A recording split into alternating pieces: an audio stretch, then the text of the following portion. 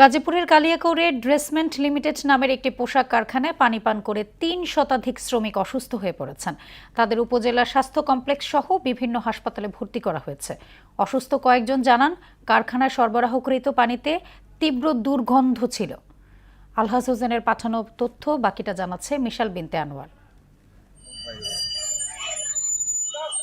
গাজীপুরের কালিয়াকৈর উপজেলায় ড্রেসম্যান নামের একটি পোশাক কারখানায় পানি পান করে ৩ শতাধিক শ্রমিক অসুস্থ হয়ে পড়েছেন। প্রত্যক্ষদর্শীরা জানান, বৃহস্পতিবার সকালে কাজে যোগ দেওয়ার পর কারখানার সরবরাহকৃত পানি পানের কিছুক্ষণ পরই শ্রমিকদের তীব্র মাথা ব্যথা, বমি ও শারীরিক দুর্বলতার মতো উপসর্গ দেখা দেয়। অনেক শ্রমিক জ্ঞান হারিয়ে ফেললে কারখানায় আতঙ্ক ছড়িয়ে পড়ে।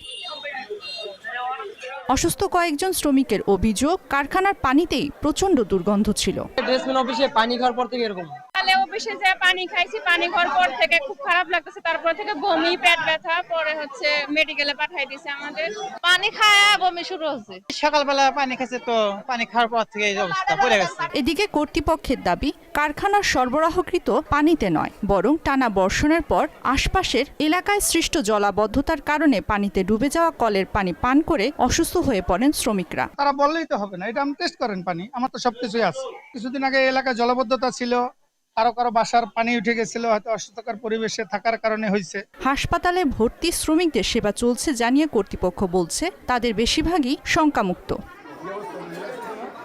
মিশাল বিনতে আনোয়ার, মোহনা সংবাদ।